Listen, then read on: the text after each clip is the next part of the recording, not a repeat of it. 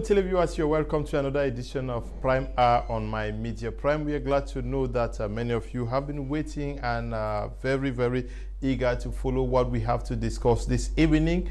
And we are going to be discussing on the International Crisis Watch report on Cameroon, especially with regards to the ongoing Anglophone crisis, where the International Crisis Group says that both the government and the separatists are supposed to make key concessions to be able to get to the table. We are going to be discussing on that with our panelists who are already in the house. We are welcoming Barrister Modi Jude, who is a barrister at law and a political analyst. We are glad to have you. It's my pleasure to be here once more again. How's the day been? We've been okay. All is well for now. We have to pretend that all is well, though it is not well in reality. Especially the fact that you are not on ground zero. We are living it on ground zero. With all that is happening, we live it on a daily basis. Except for some few days, like today, Monday, we give way for activities to take place the way they are supposed to. Okay, you give way to the normal ghost towns to take place, knowing that in the northwest, southwest regions, we have the ghost town activities are actually on very low key this day of Monday. Equally in the program with us is Salomon Bias. He is a jurist and a politician. To note that he was the communication person for the littoral region for the Now movement. Now movement that joined the coalition with the CRM movement. Bonsoir. Bonsoir Léonard, bonsoir aux nombreux téléspectateurs. C'est un honneur pour moi de me retrouver sur ce plateau et je suis vraiment ému parce que c'est ma première fois. C'est ma toute première fois et je suis vraiment ébloui pour la qualité du plateau, la qualité du son et la qualité de l'image.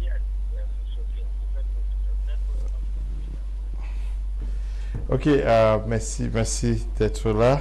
Nous allons continuer avec vous. Avec votre permission, s'il vous plaît. Je voudrais profiter pour souhaiter un bonsoir et pour m'incliner, n'est-ce pas, devant cette famille à Bambili, cette femme qui a reçu une balle chez elle pendant qu'elle donnait, n'est-ce pas, les seins à sa fille. C'est une situation déplorable pour une femme qui nourrissait son bébé et qui perd la vie. Elle perd la vie de façon atroce. Elle quitte le Cameroun de façon atroce, laissant toute sa famille éplorée. Je profite de cette antenne pour m'incliner devant cette famille et les souhaiter toutes mes condoléances. Okay, I start with you, Barrister Modi, while we expect Edmond Kwate to join us in the course of the program. We just spoke with him. He says he's blocked somewhere in traffic around Miss Soke. We hope that he overcomes it and join us in the course of the program. Did you go through the International Crisis Watch report on Cameroon, and what did you make of it? Yes, I read through the document in between the lines, and I was able to get some essentials requests by the International Crisis Group. They are very much concerned with what is happening in the northwest and the southwest of Cameroon. They are very much concerned with the incarceration of Kamto, and they are very much concerned with the insecurity that is happening in Cameroon. I should make you understand that what is imperative in their declaration is the fact that they are calling on the prosecutor of the ICC, to do preliminary investigation into the crimes that are being committed by the parties fighting in the northwest and the southwest. That is very pertinent. It is very pertinent. Now, you will know that with the ICC, they are not concerned with the motive for which you are fighting. it is not their concern. They are looking at the crimes that is being committed in the course of a party pursuing his motives. That's what the ICC is concerned with. Genocide, crime against humanity, and the rest of them listed under the Rome Statute 1998. If you look at it, those crimes are particularly kidnapping, killing of civilians, mass destruction of properties, and all of this, we have seen them happened in the northwest and in the southwest. Concerning Boko Haram in the north, we have seen videos, we have seen images where some men in uniform tortured to death civilians and not even fighters. So these are the activities that is attracting international NGOs, international human rights defenders. That is what is attracting them. Some people will say they are coming to meddle into an internal affair. No. If you are in your house and you decide to kill your wife and children, you will have violated a law which will imply that your neighbors or other people within that vicinity should step in for the rescue of the victims. And that is what the international NGOs are doing. Okay. And like we all know, they go slowly but steadily. We go slowly but steadily. In due time, we will see some of the activities that are attracting them, though they are using the situation in the northwest and the southwest and the Boko Haram and the detention of Kamto to come in. But politically, you will see that it is the long stay of the head of state on power that is attracting them at one end. So you can really not blame them at this juncture. The whole of last month, we have seen a lot of press statements, activities by international NGO, the EU, the US, human rights organization, focusing all in Cameroon. Okay. So it is time for us to sit up. It's time for us to sit up. Salomon, this is international NGO, the International Crisis Watch, that is presenting these findings on Cameroon, suggesting that the two parties, the government and the separatists, should make key concessions. But is it their role to be doing what they are doing? Exactement. Effectivement, parce que le Cameroun, c'est un État qui appartient à la communauté internationale. Et vu sur cet angle-là, le Cameroun ne peut pas vivre en autarcie. Vous vous rappelez, en 1960, quand la France donne l'indépendance au Cameroun, la partie anglophone n'a pas obtenu l'indépendance. Il a fallu qu'on aille au référendum et qu'on pose la question à ces anglophones du nord-ouest et du sud-ouest de dire s'ils ont la volonté, n'est-ce pas, d'intégrer le Cameroun, n'est-ce pas, le Cameroun fédéral, ou alors d'aller avec le Nigeria. Ce sont des hommes qui ont donné leur consentement libre d'appartenir à cette nation. Donc aujourd'hui, il est tellement incongru que les gens disent que voilà la population anglophone qui a pris les armes et qui s'érige contre la patrie ou alors la nation dont ils ont consenti sur le plan d'adhésion. Ça, c'est quelque chose de très grave. Parce que, je vais vous dire quelque chose qui est très important. Un pouvoir indéfini corrompt indéfiniment l'homme qui le possède.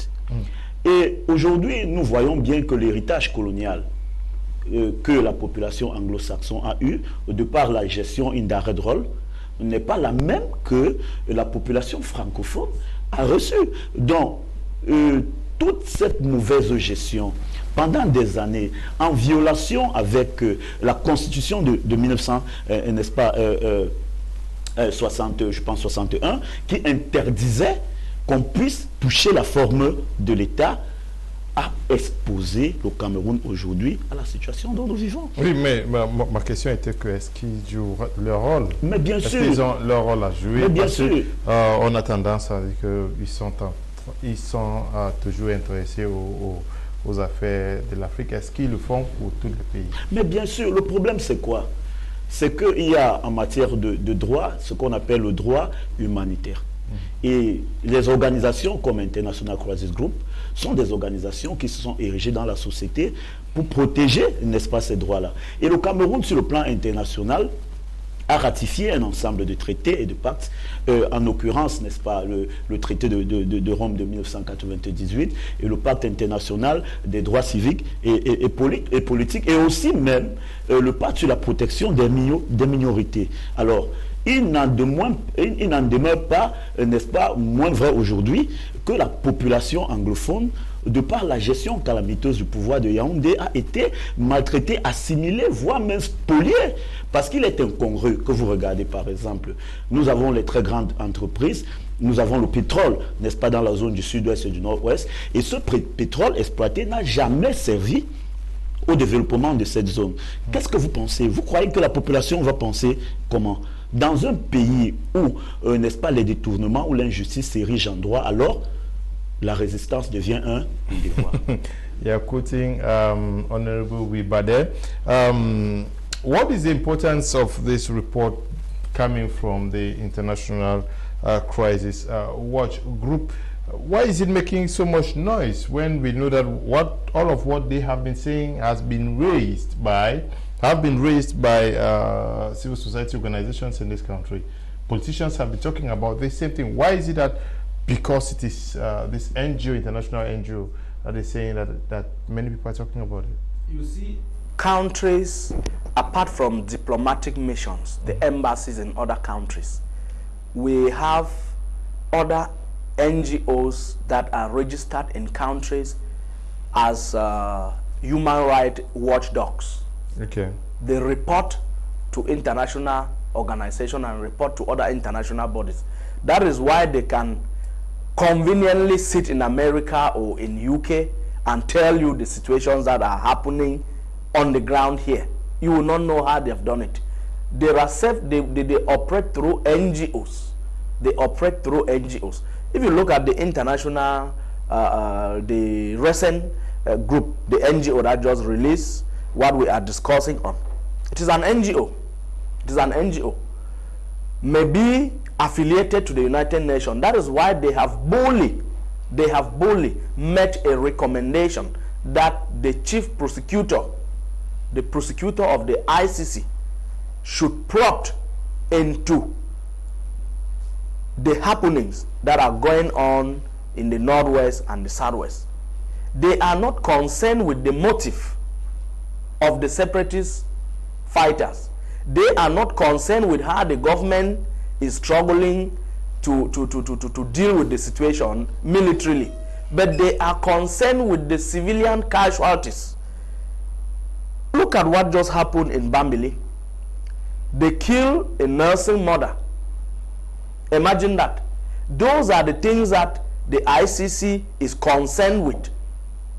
Go for the fighters, kill the fighters, kill yourself if you think that killing yourselves is the best way to come out of this stalemate. But take a safe distance from civilian.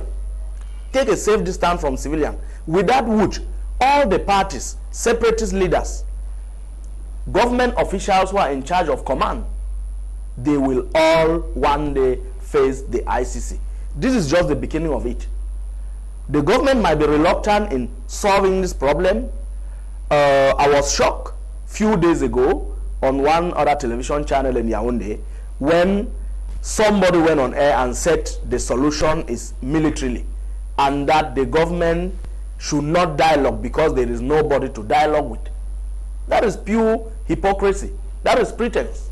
Because I've always said there are persons in detention in Yaoundé. Sissoko, he was picked up, he was adopted from Nigeria and transferred to Cameroon in the prison dungeon. If you feel that there is nobody to dialogue with, then dialogue with him. Because you move him from Nigeria to Cameroon because you saw in him the person who is in charge of what is going on. So if there is no other person to dialogue with, then dialogue with him. It is almost a full government in detention. So those are the kind of things that keeps aggravating. And in this very report again, the NGO is calling on both the government and the separatist fighters to drop some of their ideologies It must not be independence. But now, how do you expect separatist fighters to step from independence to federation or something else when the government is static? The government is doing nothing about it. You are preaching dialogue, at the same time you are killing women and children. Okay, you are preaching dialogue and at the same time preaching killing women and children. That is what you say, Barrister Moody.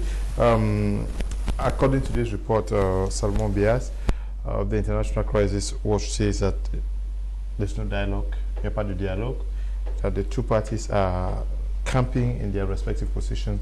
The government is doing what they can do, and then the separatists are equally doing what they do. That nobody is open to dialogue. Vraiment, c'est une situation désastreuse. C'est une situation désastreuse qui mérite automatiquement d'être examinée et d'être traitée. Ce qu'il en est, effectivement, c'est que quand on regarde les événements qui se sont déroulés lors de la crise, du début de la crise francophone, on a commencé par les revendications purement corporatistes. Le gouvernement qui a, n'est-ce pas, l'habitude de la répression, a réprimé, n'est-ce pas, des manifestations pacifiques qui n'avaient rien à voir avec la sécession ou l'avènement de l'État unitaire. Oui. Ils ont donc poussé les gens à se radicaliser. Quand les gens se sont radicalisés, le gouvernement, l'État du Cameroun, au lieu d'apporter des solutions purement apaisées, pour essayer d'écouter les partis et de voir, n'est-ce pas, ce que les uns et les autres ont dans l'esprit en mettant sur pied un dialogue franc, ils ont plutôt opté pour la méthode dictatoriale, n'est-ce pas, de punition globale, en arrêtant massivement les gens et en jetant en prison.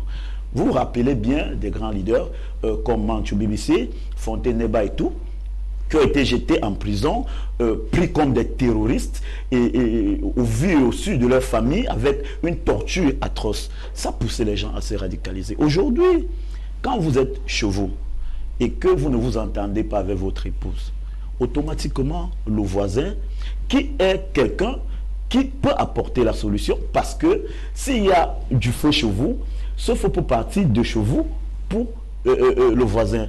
Donc aujourd'hui, la communauté internationale et toutes les organisations internationales, les ONG en l'occurrence, jouent dans le rôle de sapeur-pompier parce que le gouvernement camerounais est statique, les séparatistes ou les fédéralistes sont statiques. Aujourd'hui, il y a un climat purement délétère sur le terrain.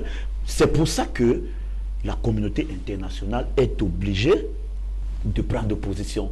Parce qu'à côté de ça, regardez un peu un bilan.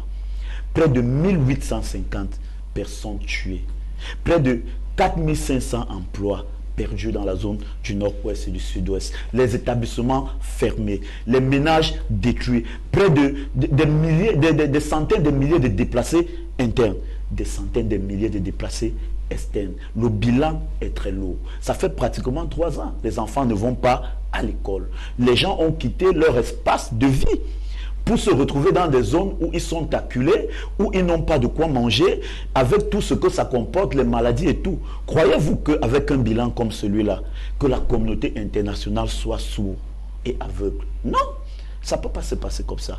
Aujourd'hui, International Crisis Group a donné la sonnette d'alarme et je pense que le gouvernement camerounais, par la voix de M. Biya, gagnerait beaucoup plus à opter une solution apaisée, une solution d'un dialogue inclusif, comme ce qu'a proposé à l'époque le cardinal Christian Tchoumi. Moi, je ne vois pas pourquoi les enfants d'un pays, que ce soit les militaires qui tombent, que ce soit les civils qui tombent, ces deux instances appartiennent automatiquement à la nation camerounaise. Donc c'est un combat ou une guerre tellement idiote qui dépouille les Camerounais de ce qu'ils ont le plus précieux. Aujourd'hui, nous avons des gouvernants qui sont sourds et aveugles. On pourrait même les prêter le statut d'illégitime parce que quand un gouvernement est légitime et qu'il est mis en place, il n'a que pour option première la protection de la population. Oui.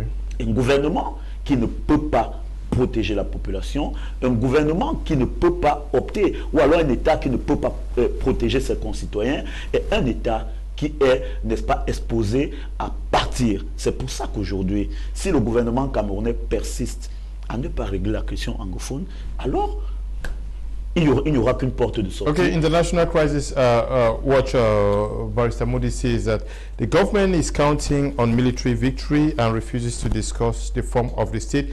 Meanwhile, it's equally accusing the separatists who only believe in independence. They want both parties to move to shift grounds. They are right. They are right. You know, for them to be able to strike a balance, they have to adjust their demands to give peace a chance.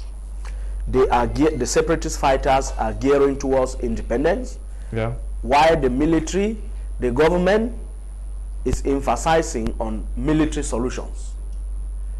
For 2 years today that we have been having armed conflict, the government, which is in the legitimate position to provide a solution to the crisis, is doing nothing about it but using the military to quell down the situation, and the military too have not been succeeding.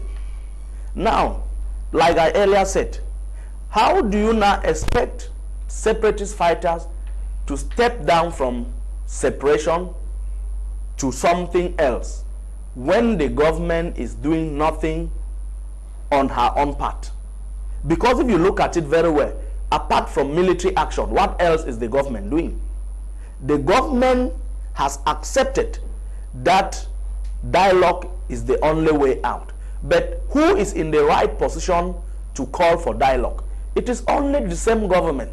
Now, the government has protracted the activity for so long a time that the people no longer have confidence in the government. They need a third party to step in. And in this document released by the International Crisis Group, you find that they are proposing the United Nations, the AU, and other countries to step in as neutral persons to help the government get to dialogue. Now, it is only when that happens that separatist fighters too can say, okay, it is a war of ideology. You convince me to step down from, to drop from separation to something else. It should be the government convincing them, not otherwise. They are the weaker vessels. I tell you, the interim government of the Ambazonian government, the separatist fighters, they are two distinct persons.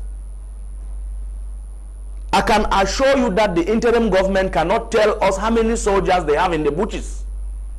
And that tells you the risks that we are running. They cannot tell us how many soldiers are in the bushes. And the International Crisis Group is concerned about it. They are now asking that separatist fighters should be able to fish out those who are committing crimes among them. How can you fish out those who are committing crime when you don't know the total number of soldiers that are in the bush?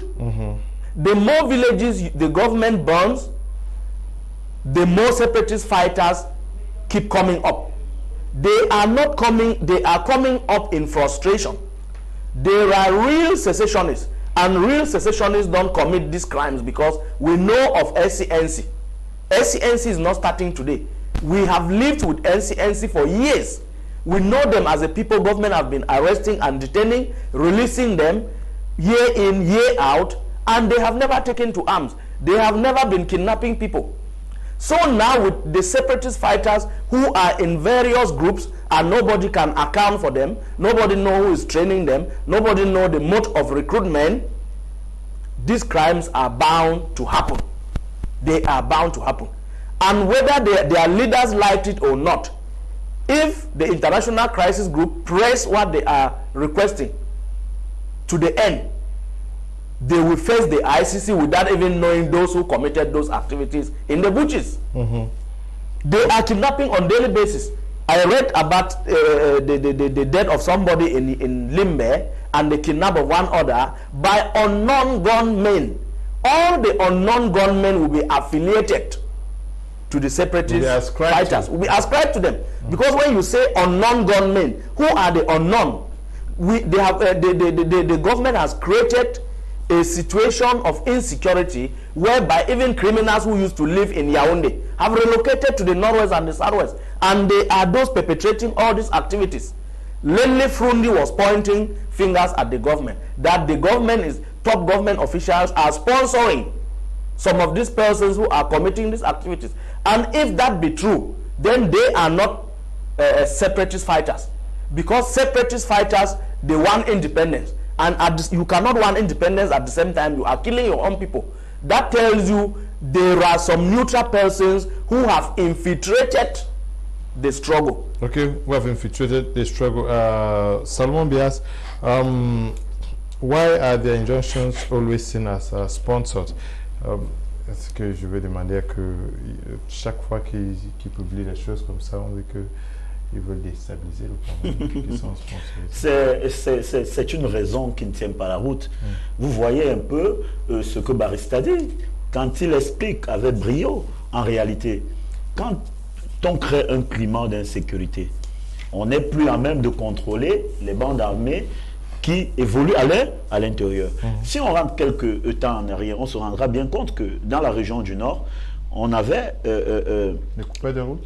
Non, pas les coupeurs de route. L'armée, une vidéo avait circulé où l'armée était en train de tuer une famille, d'assassiner une famille sans âme, au Nord. Le ministre de la Communication de l'époque, Issa Chiroma, était monté au credo et avait dit en fait que l'armée, n'est-ce pas, est professionnelle et ne peut pas. Quelques jours après, il est revenu sur ses paroles. Alors, quand on peint, n'est-ce pas, un tableau comme celui-là, aujourd'hui, est-ce qu'on peut dire avec certitude absolue, sans avoir mené des enquêtes dans le fond, sans avoir créé des conditions pour qu'on sache exactement qui fait quoi dans cette situation? Est-ce qu'on peut taxer ceux-là qui sont aujourd'hui, n'est-ce pas, ceux qui réclament l'indépendance de leur pays, de tuer leurs propres concitoyens pour un État dont ils rêvent diriger? Ou alors, serait-ce, n'est-ce pas, les membres de l'armée ou alors les militaires qui seraient à l'origine de ça? C'est une question qui mérite bien d'être posée. C'est pour ça que quelqu'un de neutre doit être là pour mener les investigations. Donc, la prise de position d'International Group, ce n'est pas une ONG qui est la seule, n'est-ce pas? Vous voyez, même Michel Bachelet est venu au Cameroun. Avant ça, il y avait le sous-secrétaire des Nations Unies. Avant ça, il y avait l'Union africaine qui il y a eu le secrétaire général de la francophonie, du Commonwealth. Voilà, du Commonwealth, qui se sont exprimés sur cette question. N'est-ce pas? On ne peut pas parler d'ingérence dans un espace où, vous vous rendez compte, ce sont les Américains qui ont aidé le Cameroun à combattre Boko Haram au nord. Oui. Ce sont ces pays-là qui donnent l'aide alimentaire au Cameroun. Ce sont ces pays qu'il faut obtenir au Cameroun les crédits. Vous vous rendez compte, le plan d'urgence qui est mis sur pied avec la construction de tous les stades est une émanation purement de la dette. Et c'est ces pays-là qui sont les bailleurs de fonds qui aident le Cameroun à réaliser de tels investissements. Mais pourquoi ces pays qui veulent que le Cameroun se développe ne seraient pas à même de constater qu'à l'intérieur du Cameroun, où ils mettent des moyens, ils mettent leur temps, ils mettent leur disponibilité, et quand il y a une situation, on les empêche de savoir ce qu'est une organisation, n'est-ce pas, internationale, à s'y mêler et à apporter des solutions, parce que nous voyons aujourd'hui, 3 ans passés, le gouvernement est statique là-dessus. Il n'a apporté aucune solution crédible et tous les jours, nous avons des morts et des morts. Nous avons des chiffres extrêmement élevés aujourd'hui et ça doit s'arrêter. On ne peut pas continuer comme ça. Si les membres du gouvernement qui sont là sont conscients du fait que les Camerounais sont ceux-là qu'ils doivent diriger, alors un gouvernement ne peut plus vivre en autarcie. Aucun pays ne peut plus décider seul de comment il fonctionne, parce que le monde est aujourd'hui un village planétaire où les différents États, sur la coopération bilatérale et coopération multilatérale, créent, n'est-ce pas, des tribunes d'expression pour aider les populations du monde à mieux vivre. Donc ce n'est que quelque chose de très légitime que les autres États du monde se mêlent à la situation du Cameroun. Like we announced earlier, Edmond Kwate was trapped in traffic as he was coming this way. He's in the studio. Edmond, we are glad to have you with us this evening. Thanks very much. I'm sorry, the traffic today was too heavy. I don't know what happened on the way, but I'm here, thanks. That's also part of the development of Cameroon. Exactly. Edmond, we are talking about the International Crisis Watch report on Cameroon, especially with respect to the Anglophone crisis. Sure. Why is it that anytime such a report is done, it's looked upon as these guys want to destabilize Cameroon? But I also ask you, is it their role to do what they're doing? Sure, it's your role. I prefer to start by that. It is their role. They are in their role as organizations, you know, Human Rights Watch or whatsoever. You have a lot of them. It is their role. That's why they are. I mean, that's the purposely why they have been created. So, but the problem now is what is the methodology they used actually to collect some data in the field and so on? Is it credible enough the way they collect data? But to me, I think for organizations like Human Rights Watch, International Crisis Group, and so others, I think I've got to get into a report of some of these organizations. And I think when I try to question the methodology they use, I think to me it's credible enough, because I realize they got some people in the field. They just stay in their office whatsoever in France, London, Washington, and then they try to collect some. No, they got some people in the field. I myself have been able to talk to some of the guys working in the field, and then I've tried to question him how do they work, and how do they manage to get accurate data in the field. And then I realized they go into the field, they get people in the field actually, and then they receive accurate information from the field. So that's one. And then now, if you want to know why the government always try to, portray. To say they want to destabilize Cameroon. Yeah, but well, they are on the defensive. They are on the defensive. It is normal for a government, when they are in this situation, to try to defend themselves. But I don't think that is the best way to do things. One thing is that when you get a report from organizations, credible organizations like Human Rights Watch and the International Crisis Group, I think they don't only write. If you go into the report, they also give some recommendations. They don't just condemn the government and say the government is a criminal government and so on, but they also give recommendations. As far as solutions to get out in this mess, from this mess is concerned. They also say these are the recommendations. This is what can be done. This is how we can, initiate a dialogue and things like that. I think that is where the government got to focus on, because at the end of the day, the most important thing is for us to get out of this mess, because it's been causing a lot of, troubles. We get financial, economic issue. We get lives. We get humanitarian issues and so on. So the main issue is to get, how do we get out of this mess? Okay. I think that is where the government got to focus on. How do we, and then they have to follow the recommendation they give. Because one thing is that somebody said insanity is doing the same thing again and again and expect to get a different result. I think the government is going insane if they still think that the military solution is that will help them to get out of this solution, because it's been 3 years now that they have been trying with the military solution without success. Yeah, without success. So I think today, not only Cameroonians within the country, but also international organizations and some partners of Cameroon, they have been recommending dialogue, inclusive dialogue, as the way out, the way forward. But they seem not to understand. Either you got people who are actually benefiting from this war, and they got no reason to put an end to this war, or there is, I don't want to say the government is of very bad faith, or I don't know how to put it, but they should try something else. I think many people have suggested that. Even Cardinal Tomi, he once tried to organize oral reference conference that would be serve as the footing of a dialogue, But nobody seems to look into that way. I don't know why they still think that the military solution is the best solution. I personally think that is not the best solution.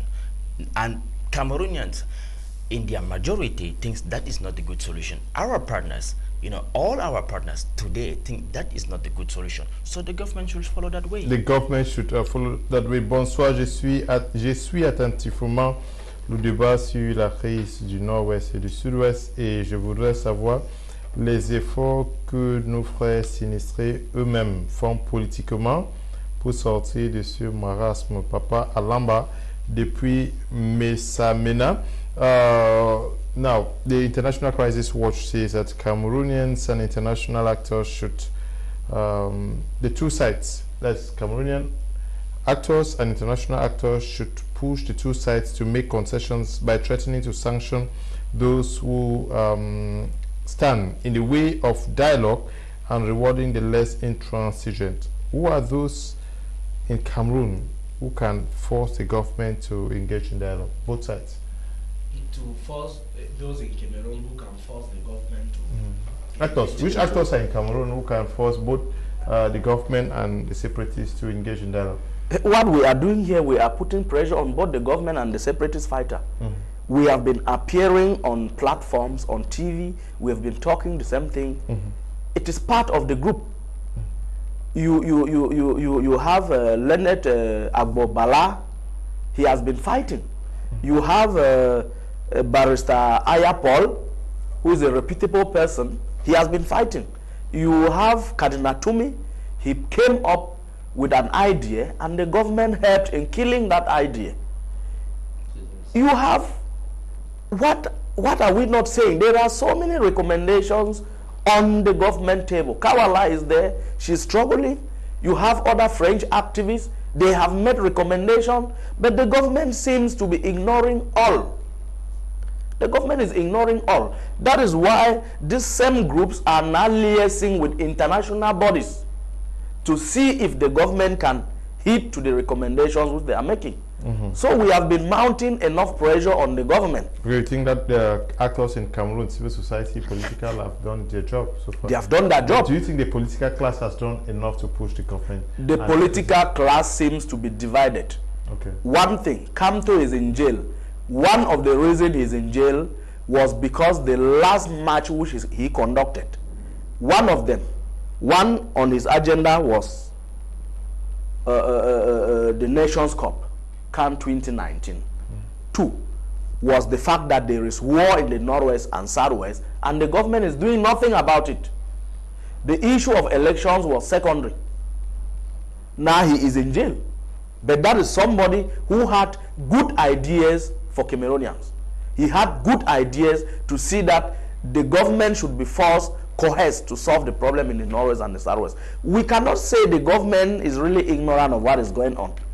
I see it as pure wickedness on the part of the government. Pure wickedness. It's like the killings in the Northwest and Southwest. Some group of persons in the government are benefiting from the bloodshed.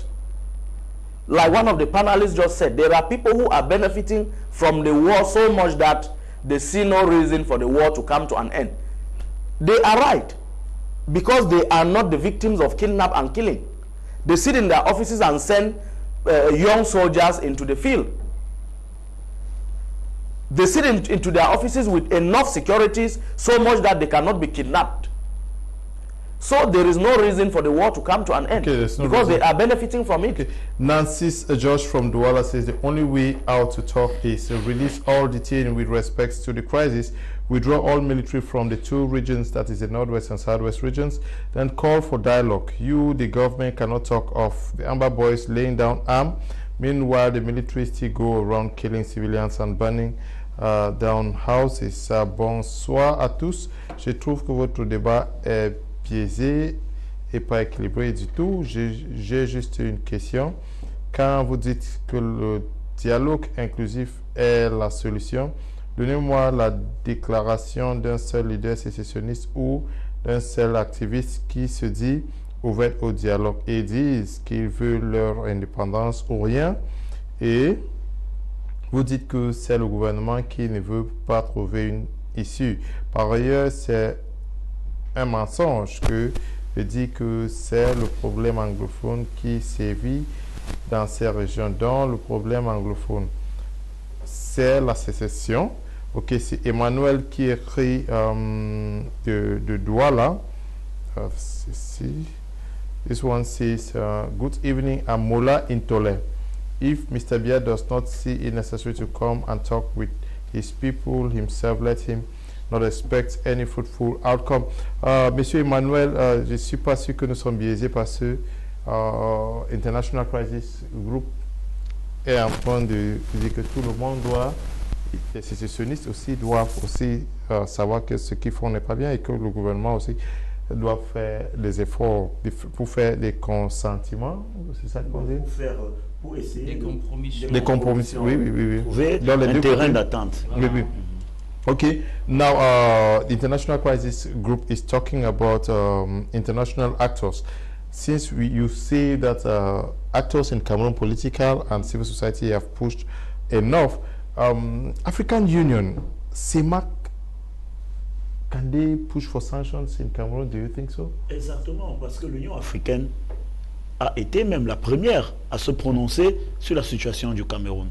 Quand vous regardez le dernier rapport, n'est-ce pas, du Parlement européen, le Parlement européen cite, n'est-ce pas, un ensemble d'actions qui a été menées et sur lequel il s'est appuyé, n'est-ce pas, pour mener des investigations et de prendre position.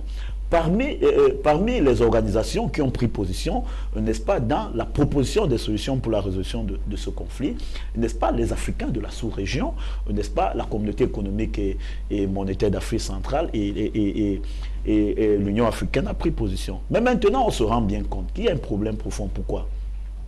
Les dirigeants qui nous gèrent ici, actuellement, qui sont au gouvernement, il faut le dire clairement, ne sont pas acceptés par la population. Quand il y a des personnes comme M. Atangandi, n'est-ce pas, qui a, au départ de cette crise, attisé, n'est-ce pas, une certaine haine, et qui est aujourd'hui au centre, n'est-ce pas, du plan d'urgence humanitaire. C'est insulter, n'est-ce pas, ceux-là qui ont perdu des enfants, qui ont perdu des parents, qui aujourd'hui n'ont aucun espace de vie.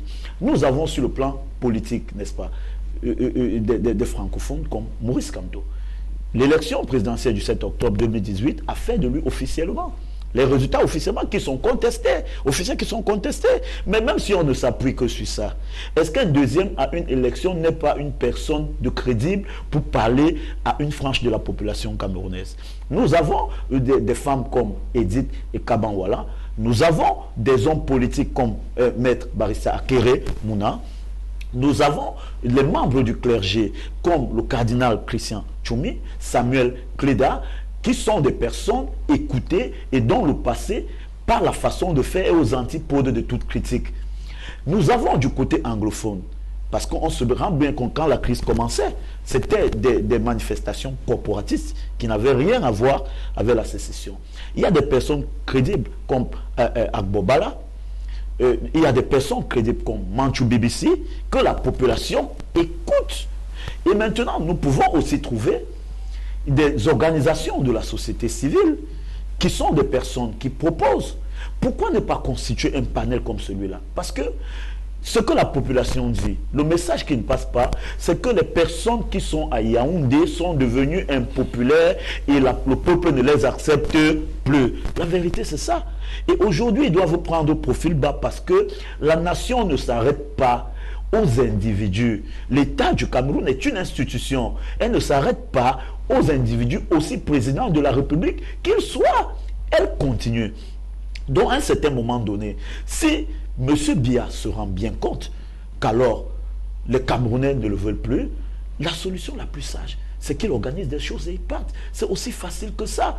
Parce que ce qui bloque cette entente aujourd'hui entre la population du nord-ouest et du sud-ouest, c'est qu'ils disent que les personnes qu'on envoie discuter avec eux sont zélés et sont parmi ceux-là qui ont été à la base de la radicalisation de cette crise. Vu sur cet angle-là, il devient carrément impopulaire et toute forme de dialogue n'est pas possible.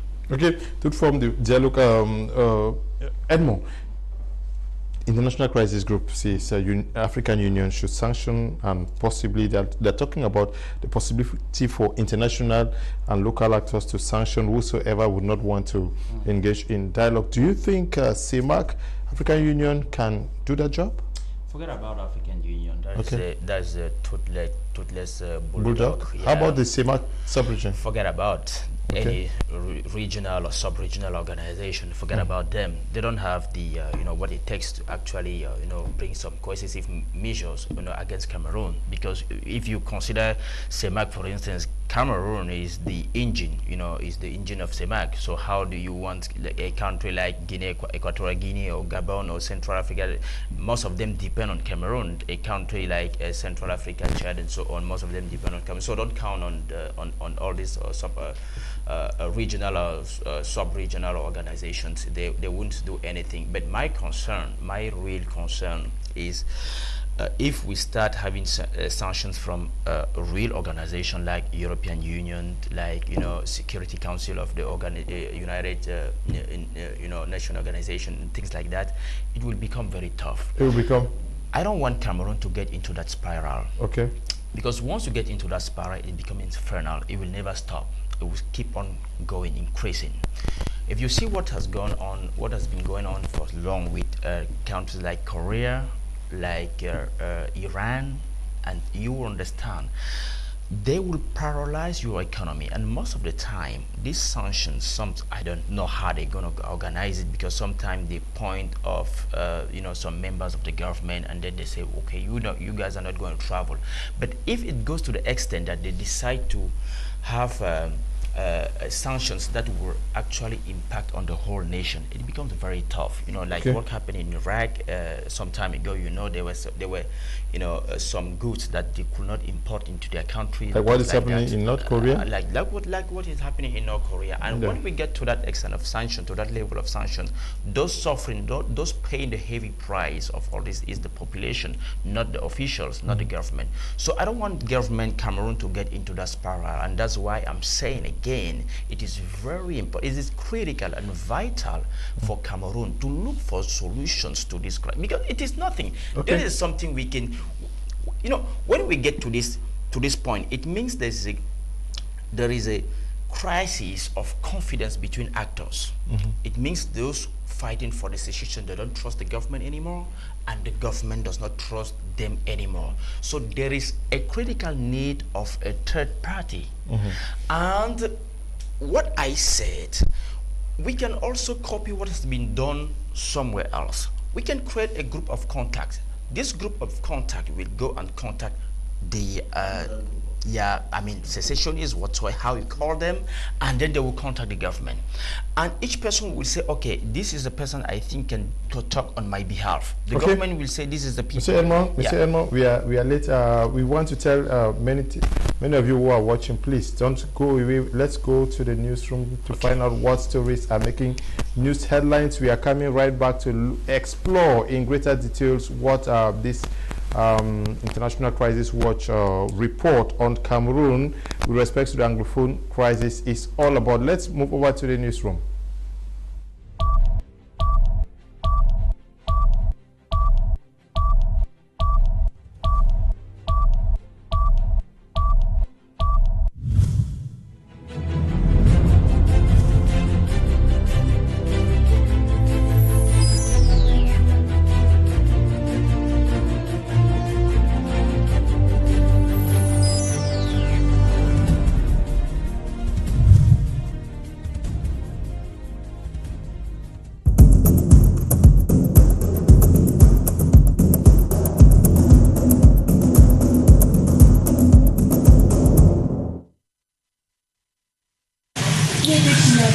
C'était le lundi 9 avril 2019, l'environ de 22 heures. Des messieurs qui m'ont posé dans un véhicule, le bizarre, ils ont donné leur renseignement. C'est comme ça que je suis dans la voiture. Au niveau de bornes, ils sont tournés, ils ont sorti le gagnant, mais ils ont dit le temps de parler. On va pas une autre tournure. On est arrivé au niveau de PA. C'est le témoignage accablant de cette jeune femme que nous appellerons Marlène. Âgée de 21 ans, elle a réussi à échapper à ses bourreaux qui l'ont tenue en captivité durant 24 heures dans une maison abandonnée dans la ville d'Edéa. Kidnappée le lundi 29 avril par des individus à bord d'un véhicule gris de marque Toyota Carina, la jeune fille sera prise par ses ravisseurs ici à cette station-service de Yassa alors qu'elle essayait de les renseigner puisqu'ils prétextaient ne pas connaître la ville de Douala. À en croire son récit, elle sera conduite dans la ville d'Edéa où elle sera violée durant des heures devant d'autres filles aussi kidnappées par ces individus qui visiblement appartiendraient à un vaste réseau de trafic de jeunes filles. Au niveau de Edéa, à Tradex, Edéa, il y a un autre véhicule qui m'a porté. On est sorti de le boulevard où je suis, on a pu s'étancher. non loin de là, il y a une bouche là-bas dedans. Et là maintenant, on a trouvé un papier de filles. Plusieurs filles n'étaient pas l'accès, plusieurs filles, ils m'ont demandé d'appeler les membres de ma famille pour qu'on puisse leur donner une rançon de 50 000 pour qu'on puisse les laisser. Dieu merci, personne n'a pu envoyer l'argent. J'ai pu m'échapper dans la nuit. Les 3 heures, j'ai pu m'échapper. Marlène nous a confié qu'elle avait réussi à interpeller la compagnie de gendarmerie du coin qui malheureusement ne retrouvera plus les kidnappeurs qui ont levé le camp avec les autres filles sauf une des victimes retrouvées poignardées. Si ces bandits d'un nouveau genre au Cameroun sont en fuite, les familles sont en ce moment à la recherche de leurs filles ou sœurs, ce qui devrait dans l'urgence interpeller les autorités de la justice afin d'éviter le pire. La prudence des jeunes filles est aussi une recommandation.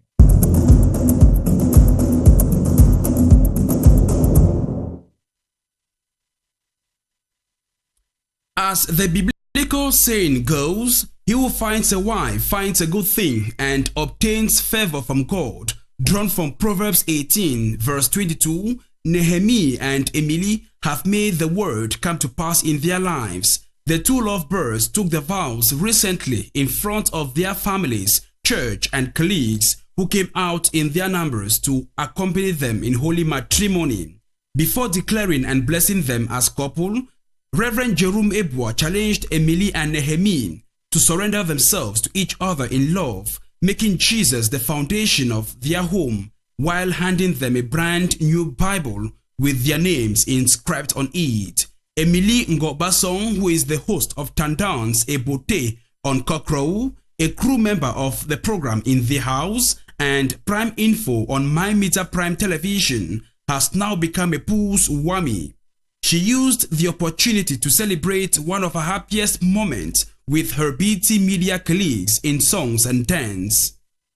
There was also food and drinks to add pomp and pageantry to this celebration. Happy marriage life, Mr. and Mrs. Wami.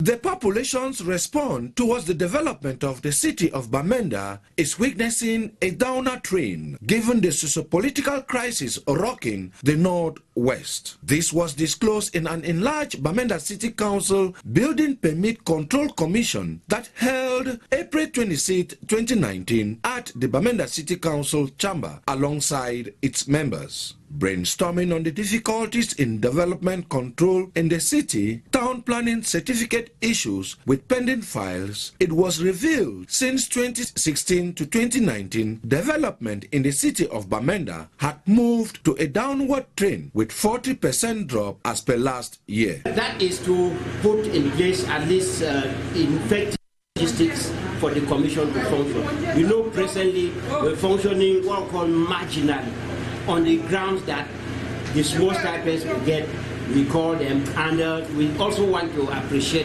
the inputs of the Building Permit Commission members who have worked tirelessly without complaining, showing the interest they have for the development of this city.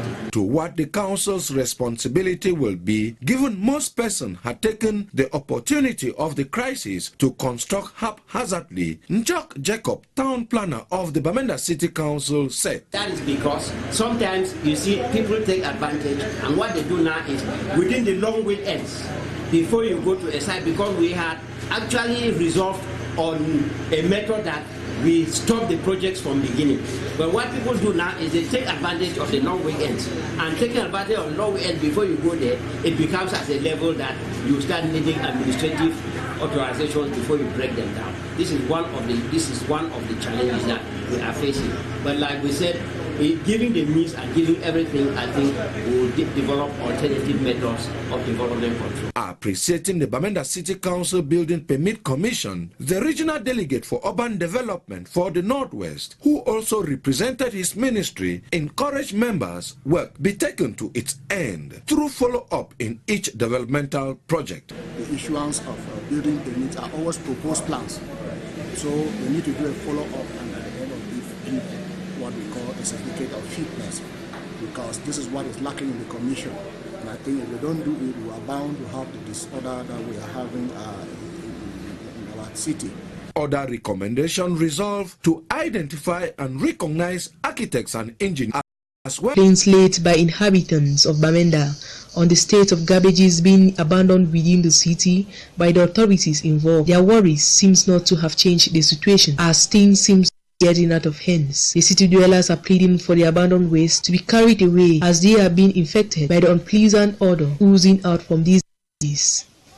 They can't put container. That day when they put that container, everybody come out. And Mr. Ajokan Shidong, he just must belly just turn to blue. My skin start weak. I not be able to go house. At the house 1 week before I can market. Then that thing now it make my belly they woke up the hot inside like fire. We just stand now only because of this. They can't reach now to make my skin weak.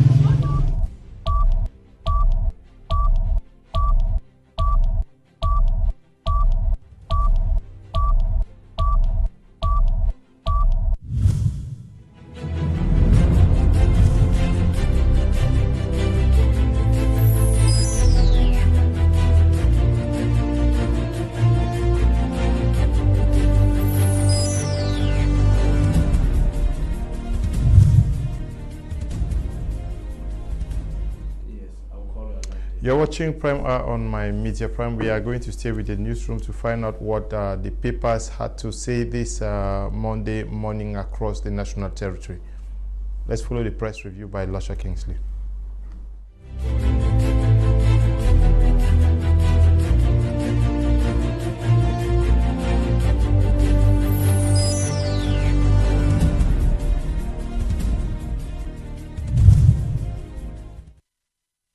Hello, good people. We are glad to know you tune in. On what is making news in Cameroon today, the Anglophone crisis and the visit of the UN rights chief to Cameroon top most newspaper headlines.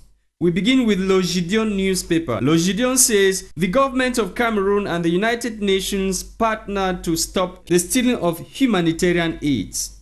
On the fallouts of the Anglophone crisis, Le Gideon says over 4,000 have been rendered jobless in the northwest region alone. The Star newspaper on its part reports that disabled persons no longer go to church in Kumba because of the Anglophone crisis.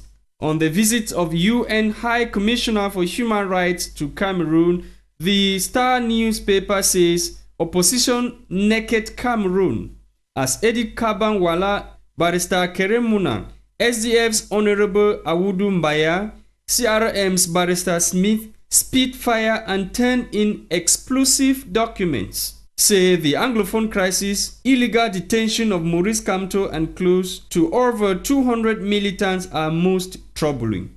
Decry killings and burnings in the northwest and the southwest region with many in the forests. Kawala reviews disturbing statistics on the crisis in Cameroon. Still in the Star newspaper, Chief Barrister Anya Okul collapses and dies mysteriously in Limbe. Now to the Sun newspaper. The Sun says Boyadio, Mayor, councillors rise to Governor Okalia's defense. On the fallouts of the Anglophone crisis, the Sun newspaper says Pamon laments loss of France CFA 40 billion since crisis began. Says it needs 1.3 billion CFA to jumpstart operations. On to the Post newspaper. The Post headlines: Sisiko Ayuk speaks to the Post in Kondengi. Insists Boya is our only goal. Says school could resume if troops go back to barracks. He equally maintains government has never approached them for dialogue. The paper also reports that Governor D.O. Mayor gang up against Southwest chiefs. The paper also reports that Vietnamese minister visits Cameroon as Nextel crisis deepens. Now to the Median newspaper. Suspecting hidden agenda, the Median says no nonsense Atanganji tells UN, EU their aid operation will be controlled henceforth. On the ongoing war of words between the Southwest chiefs and Governor Okalia Bilai, the Median says Bakwere chiefs have ordered Governor Okala to apologize or face Nganya. Peter Mafani Musonge says experts, not his commission, proposed banning of Anglo and Franco appellations. On to Essingan newspaper. Essingan on the socio-political situation in Cameroon says the UN for a peaceful and united Cameroon. Message delivered by the United Nations High Commissioner for Human Rights, Michelle Bachelet, during her 3 days investigative mission to Cameroon. While Mutation sees Michelle Bachelet as a beautiful marquise. And on the fallouts of the Anglophone crisis, the Guardian Post says breastfeeding mother and baby shot dead in Bambui over the weekend. The Guardian Post also reports that the United Nations Security Council will be meeting next week for the first time to discuss the Anglophone crisis. That does it for In the Press on Prime Hour. Stay with Kum Leonard and the experts in the studio for the rest of the discussions.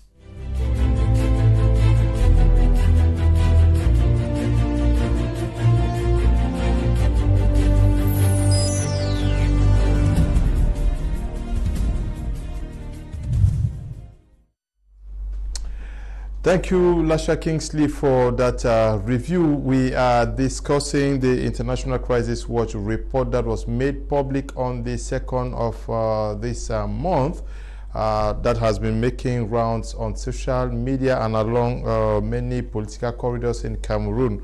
We are going to be looking at some of the suggestions and proposals made by this NGO as far as Cameroon coming out of the current quagmire that it is that it finds itself.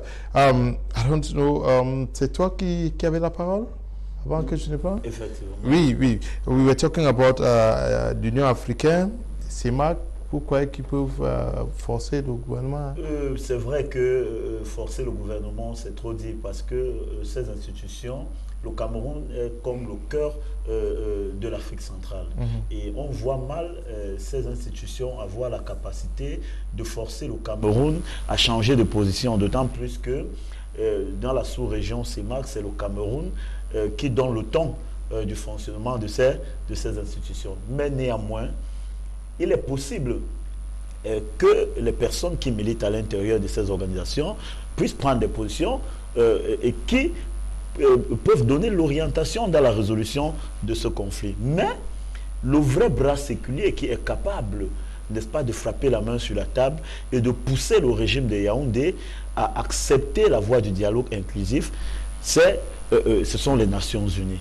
Parce qu'ils ont cette capacité, parce qu'ils ont les moyens de leur politique. Et vous vous rendez bien compte que même au niveau de la souveraineté de l'État, si on rentre quelques années en arrière, quand le Cameroun gérait l'affaire de Bakassi, il a fallu que les Nations Unies se prononcent pour que la souveraineté du Cameroun, ne serait-ce que sur ce point, soit restaurée. Donc quand des Camerounais aujourd'hui au gouvernement brandissent, n'est-ce pas, l'éventail d'une quelconque souveraineté, ils oublient qu'il y a des événements concordants qui démontrent effectivement qu'on ne vit plus en autarcie et que les organisations internationales, en l'occurrence l'Organisation des Nations Unies, par la voie du Conseil de sécurité, où siègent réellement les bailleurs de fonds, ceux-là qui sont les amis du Cameroun, qui aident le Cameroun dans le processus de développement, ceux-là qui ont la possibilité de frapper la main sur la table et de dire au Cameroun que stop, voilà le chemin à suivre. Et je pense que, comme disait mon copanéliste de droite, il ne serait pas préférable que la solution vienne d'eux. Parce qu'au niveau diplomatique, on a commencé par les résolutions et on va passer, n'est-ce pas, par des sanctions sur les membres du gouvernement en les interdisant peut-être de quitter le pays ou en gelant leurs avoirs. Et la suite sera peut-être, n'est-ce pas, la suppression des aides sur le plan économique, commercial et sur tout autre plan. Et par la suite, on peut déboucher, n'est-ce pas, une répression sur le plan armé. Bon, moi, personnellement, je ne souhaite pas un tel scénario. C'est pour ça que je supplie le régime de Yaoundé de prendre leurs responsabilités et de penser que le Cameroun n'est pas leur propriété. Et aujourd'hui, si on arrive à ça, il faudrait qu'ils soient conscients de penser. 37 ans quand même de pouvoir, ce n'est pas 37 jours. Oui. Quand tu as fait 37 ans de pouvoir, si tu as réellement servi ton pays, alors tu dois te reposer. Donc aujourd'hui, si les choses sont bloquées, je pense que Monsieur Biya, l'ambassadeur américain avant les élections avait dit à Monsieur Biya que tu peux sortir en grand et tu peux finir comme des grands hommes de l'Afrique comme les Mandela et autres. Je pense qu'il est encore temps que M. Biya prenne ses responsabilités. Prenne ses responsabilités, oui, oui. Exactement. Barrister Moody, the International Crisis Group is recommending that international actors should pressure Cameroon, both sides, because when we discuss, people think that we are talking only about Cameroon. We are talking about the secessionists. They should pressure both sides, and that if any of them is standing on the way to dialogue, they should be punished severely. What should the international community, because we have talked about CEMAC and the African Union, let's go beyond that. What should the EU, US, UN do? You see, let me draw your attention to this. When there was crisis between Cameroon and Nigeria over Bakassi, we saw the wisdom which the head of state applied in solving the problem. Why did the head of state not solve the Bakassi problem using the military? It was impossible. So he was able to broker a deal. We saw the implication of the international community there. Good. He was able to sell through dialogue. How can now, in the 21st century, an internal problem be more than him to handle? So much that we are expecting international groups to mount pressure. Look at CEMAC. Look at the AU. They all have one and the same problems. They all have one and the same problems. Some of the countries have head of state that have overdue their stay in power. How will such a person come and cause Biya to give up on some of his ideologies? Definitely, it will not work. How will somebody who has got a lot of dirty files cause another person in his same capacity to drop his own files? It's difficult. So it is only for the white men to come in, the US to come in, the UK. Remember, one parliamentarian in Germany, in one of their sessions lately, Hoffman, did in session, was urging the German government to step in order to avoid a humanitarian crisis in Cameroon, where the Cameroon government will be running to come and solicit for aid from their government. That is why they are coming. Because you create problem and you cannot solve the problem, and you start running to Europe, asking their experts to come and solve. When this crisis started in 2016, we had no armed groups. There was nothing like armed groups.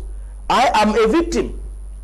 I am a victim because I am one of those lawyers whose wig and gowns was seized in Boya. We were not carrying arms. Look at where it is today. Lawyers were able to behave as gentlemen, which they are.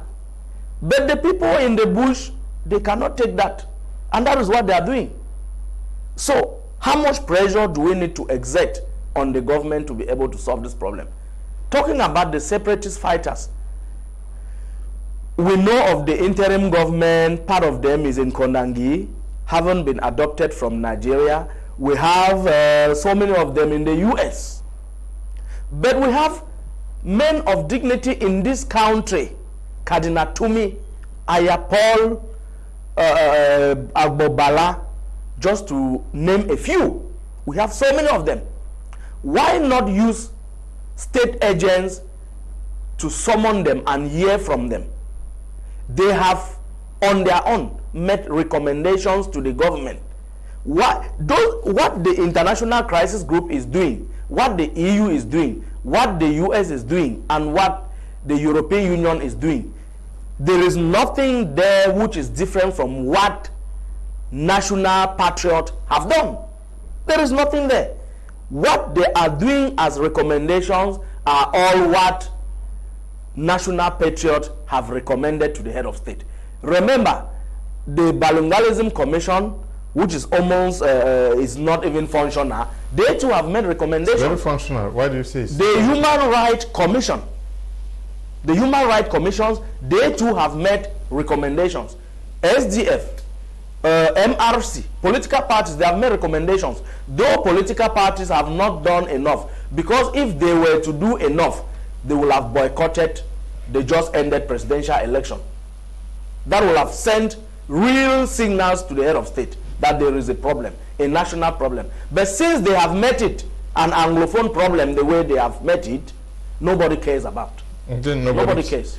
Nobody cares about it. Edmond, Kwati, they are saying that the conflict highlights the shortcomings of Cameroon's centralized governance model, raises the crucial issue that government must address. Cameroon's government policy or the way governance function is too centralized. Is it responsible for where we are today? It's part of it's part of the responsibility, because if you see where the problem started, is because people were complaining about the way things have been managed in the country, and people think they were not part of the decisions that had been made in the way the affairs of the nations have been managed. So I think today the idea of federation is a good one. It's a good idea, because today regions need more autonomy actually to manage their own affair, to be able to manage their own affair. But my problem is that whenever they talk of federation, people, I think that I don't know the kind of understand people have, because they think federation means separation. Some people think when you talk of federation, it means maybe a region will cut themselves from the central government and then maybe make their own decision the way they want. No, I want to let them know that there is no country as United States, for instance. They are under federation. There is no country as united as Germany, for instance. They are under federation. There are many countries that can actually show us the example how federation works. So just to say that, yes, I agree. The way power is too centralized in Yaoundé today poses a problem, even to me. Poses a problem. Why? Because let me take you an example. If you are in your village, I don't know where, if you are in a village, for example, I don't know, in Mora. In Mora, for instance, and you have a road, and there is a problem on this road, let's say a bridge collapse. Do you know how long it will take you to actually repair this bridge? Minimum 2 years. Because already that year you got to forget about it, because they will tell you they need to budget this next year. They need to plan it in the next year budget. So if the problem happened this year, forget about fixing this bridge this year. And next year you have to be lucky for them to actually plan it and put it that, but it might take you 4 or 5 years just to repair a little bridge. So that is a problem. It is simply because decision has to come somewhere from Yaoundé, and for somebody in Yaoundé to make that decision, okay, there's a problem, he doesn't care. It's none of his business. Actually, he's not suffering what people are suffering over there. But if at all there was an organization giving power to this region to actually solve the problem, if the problem lasts 2 days, people will go into the office of the, I don't know who is that, the president, the governor or the president of the region, the governor, or call him how whatever you want to call him, president of the regional council. President of the regional council. People will go there and tell him, Mr. President, don't you realize that there's a breach, there's a problem, that way we cannot. But how do you want people to be moving from Mora to Yaoundé to tell somebody they don't even know who is making the decision somewhere?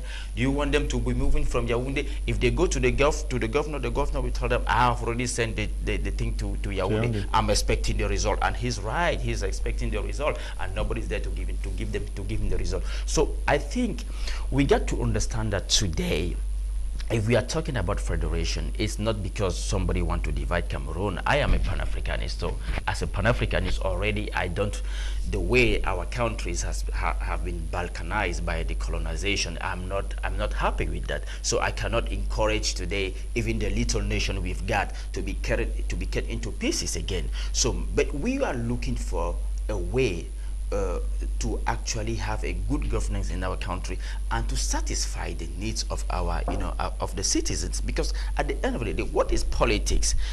Politics, there is no politics if you don't have a human being at the center of your actions. That is where politics, if whatever politics you want to, to put on the table, if the well-being of human, of the citizens is not at the center of your actions, there is no politics. So if at the end of the day we think that we are doing politics because we want to take care of our citizens, we want to take care of the needs of the citizens, then I think we get to agree on a government of this method of this federation that will actually help the people to actually participate to the development of their region, because that is what federation means. Federation means people will have to contribute. And one of the critical points is that, today, who is at the head of the region? Governor. They have been appointed. I can never go to the governor to tell him I'm not satisfied the way things are, because I don't know how, I don't know the mission. I don't know the mission he was assigned. Somebody appointed him and he was assigned some particular mission. I don't know if my concern, I don't know if my problem were part of the mission he was assigned. But if today I elect somebody as president of the regional council, and tomorrow there's a problem, and I look into his program, I said, this man promised he will do this, he will do that. If I realize there's a little problem, there's a little gap in between what he promised and what he's doing, then I will mobilize people and let go and tell this guy and draw his attention about the way. Now, International Crisis Watch raises the issue of the respect of the rights of minorities. Do you think that the rights of minorities are not respected in Cameroon? We have different tribes which are minority tribes in Cameroon. According to them, this has contributed to where we are today. Effectivement, je vous ai dit aujourd'hui que... Le droit des minorités. Exactement, des minorités. Le Cameroun a ratifié un pacte sur la protection des minorités. Et aujourd'hui, nous constatons que les minorités sur le terrain sont des personnes ignorées. J'ai suivi à l'époque une interview de Christian Tchoumi qui parlait, étant n'est-ce pas, quelque part au Cameroun, où il disait que on lui avait fait un constat de ce que les anglophones seraient en train d'être assimilés, en fait. L'assimilation des anglophones. En réalité, quand on rentre dans l'histoire, il faut que les gens sachent ce qui se passe. C'est qu'en fait, la zone du sud-ouest et du nord-ouest étant une zone pétrolière, on a tout fait pour que cette population n'ait pas le monopole de la gestion de leurs affaires. Et aujourd'hui, avec le modèle jacobin qui nous gère, l'autocentralisation du pouvoir, comme disait mon copanéliste de droite, ça crée des problèmes. Vous ne pouvez pas être à Douala, dans un quartier comme Bangé. Vous avez un problème d'école. Vous avez besoin d'un banc. Quelqu'un vous dit à 10 millions de kilomètres que ce banc va arriver dans 3 ans. Et même ce qui est encore plus grave, c'est qu'il peut ne pas envoyer le banc. Il dit plutôt que c'est la bonne fontaine dont tu as besoin. L'inadéquation des attentes de la population et les politiques qui sont mises en amont fait en sorte que la population ne se sent pas concernée dans la gestion de la chose publique. Et aujourd'hui, ça crée des frustrations. Et c'est pour ça que ce qui se passe dans le nord-ouest et le sud-ouest est très compréhensible. Et c'est une réalité sur l'ensemble du territoire camerounais. Je vais prendre une zone, par exemple, comme le Mungo. Moi, je suis né dans le Mungo à l'époque. Il y avait la firme Café Cacao qui faisait vivre tout le département du Mungo. Étant donné aussi que c'est une zone agricole. On a coupé, on a détruit cette firme. L'ONCPBA a fermé. Les grands planteurs, les Nanas Achari, les Planta et tout ça, qui étaient ceux-là qui faisaient vivre les planteurs avec le fameux livret des planteurs, ont toutes fermé leurs usines. Et aujourd'hui, quand vous rentrez dans les zones comme Penja, Djombe, Loum, Konsamba, alors je vais vous dire quelque chose qui va vous surprendre. C'est comme si ces zones étaient en guerre et qu'on avait tué tous les gens. Ça ne donne même pas le goût de rester. Pourquoi? Parce que l'autocentralisation du pouvoir fait que les problèmes de ces gens ne sont pas traités par eux-mêmes, sont pensés ailleurs. Nous ne pouvons plus concevoir aujourd'hui un mode de gestion gouvernementale comme celui-là. Ça ne peut pas marcher. C'est pour ça que les gens qui sont à la tête de cet État, qui savent bien que le logiciel qui est dans leur esprit ne leur permet plus de comprendre même les modes modernes de gestion des États, ces gars sont dépassés. Parce que s'ils n'étaient pas dépassés, le Cameroun ne serait pas dans le gouffre dans lequel il est. Vous vous rappelez bien que quand Paul Biya prend la présidence en 1982, il dit que Aïe Djomele, c'est un pays riche et prospère, stable et prospère. Aujourd'hui, vous avez l'impression que le Cameroun est stable? Vous avez l'impression que le Cameroun va dans la voie de la prospérité? Non. Près de 2000 sociétés à l'époque. Aujourd'hui, il y en a combien? Le plus grand employeur, la CDC, près de 4500 emplois dans la rue. Vous pensez que si les gens se soucient de la population, ils peuvent accepter ce type de choses se passer dans leur pays? C'est très écœurant. Et c'est pour ça que je pense que il faudrait que les minorités, comme la population anglophone, aient 20% de la population camerounaise. Le fait qu'ils réclament le fédéralisme, leur espace de vie et de développement, ne voudrait pas dire qu'ils veulent créer une scission ou une division du Cameroun. Non. Le fédéralisme a marché au Cameroun. Il a marché jusqu'à une certaine époque. Oui, jusqu'à ce que les gens... Mais il faut aussi dire que le rapport indexe aussi les séparatistes. Hein? Je suis tout à fait d'accord. Mais je vous ai dit tout à l'heure, s'il fallait revenir aux paroles que le député Ueba a dit, Léonard, quand l'injustice s'érige en droit, en norme, alors la revendication devient un devoir. Oui, oui. Vous vous rendez compte, vous allez dans un commissariat de sécurité publique, vous ne pouvez pas avoir, n'est-ce pas, vous ne pouvez pas, votre suggestion, votre plainte ne peut pas être bien diligentée parce que la corruption à gauche, la corruption à droite. Okay. Le Camerounais ne se sent plus protégé. C'est ça. Salomon, Barrister Moody, the International Crisis Watch, we are looking at some of the aspects raised as causing problems in Cameroon. They say the need for a fairer and equitable distribution of the country's wealth. You think that the wealth that Cameroon has is not equitably distributed? It's not equitably distributed, and that is one of the root causes. And they don't intend to distribute it equally. That is why they are looking at federation as if it is a taboo. Before now, they had arrested and detained people for mentioning just the word federation. And they are forgetting that by 1961, Cameroon was a federation, a two-state federation. So what suddenly happened that mentioning the word federation has become a taboo? It is the wickedness of the system.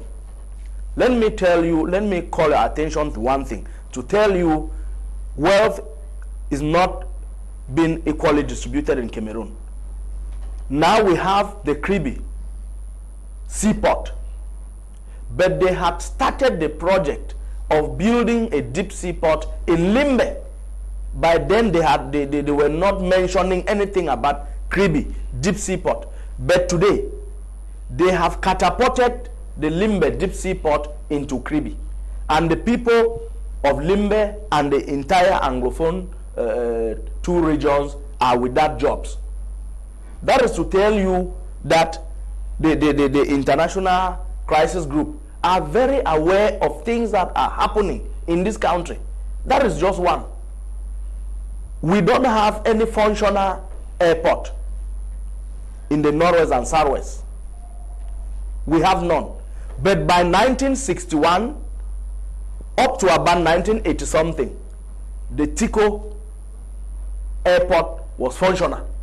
We have so many of those who fought for the independence of this country. They were landing from Lagos to Tico airport. They were landing there. Instead of developing that particular airport, they have killed it, they have destroyed it. As I tell you now, the road linking the major road from Douala to Boya, that road, on it, you have another stretch of road from Tico roundabout into the airport. That bridge has been damaged for over a year today. Over 4 years. Over 4 years today, nobody is doing anything about it.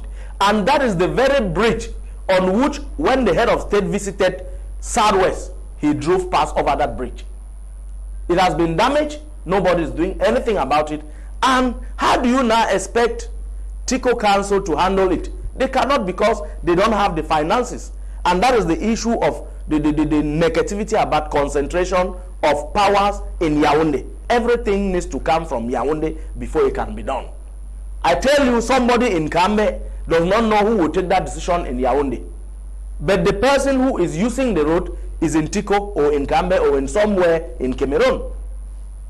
So that is to tell you how bad the government has been operating in this country.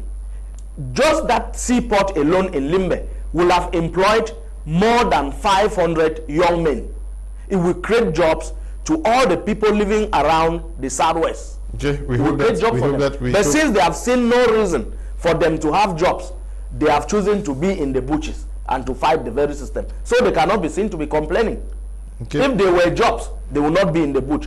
How many of us Anglophones who are working have abandoned our jobs into the bushes to fight? None.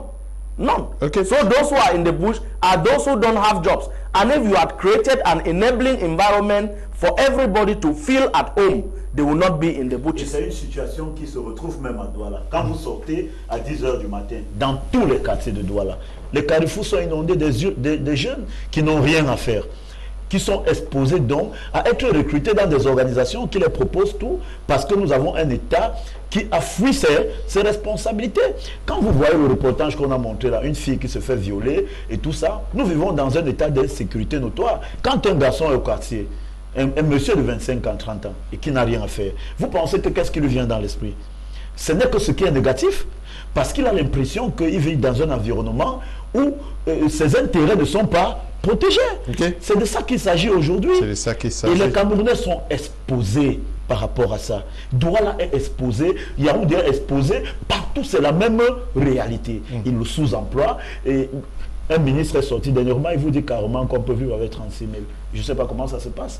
Moi, je ne sais pas comment un jeune normal peut vivre avec 36 000. Salomon, let's give opportunity to get what some of our televiewers are thinking about what we are discussing.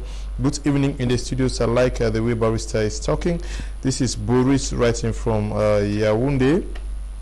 This one says, good evening to you all. The truth is that the war in the northwest and southwest is out of hands of the government. This is Titus writing from Bamenda. Good evening to everyone. How do you expect the Amber Boys to drop down their weapons when they are in jail for just protesting against the state? Daniel is writing from Douala here. There was a good evening to you guys in the studio. The government is nobody else than Mr. Bia. Those other guys who call themselves ministers cannot take any decision without their king's approval. May God deliver us from this dictatorship. This is Mr. Lucas writing from Douala. Good evening, dear panelists. This is Angen Cornelius Ndi writing from Bamenda. And I believe the only way to the crisis is to free all arrested, especially the front lines of the Anglophone struggle, especially Mancho BBC, who is considered the Madiba of the Northwest, and demilitarize the whole region. After which, call for dialogue in a neutral ground within Europe to guarantee presence of the diaspora activists. Good evening, it's Conrad from Boya. I think the government has to first of all free all arrested and jailed due to the crisis, then look for a means to get in touch with the interim government abroad, then demilitarize the two English-speaking regions. Then I guess there will be a round table discussion. Okay. This one says, good evening, Prime Media. My name is Achu Roy from Bamenda. The first step to dialogue is to withdraw the military whom I have been one of their victims from the Northwest and Southwest. Release all arrested within the crisis. The international organization has to intervene in this matter because the government can never call for dialogue because the government is 30.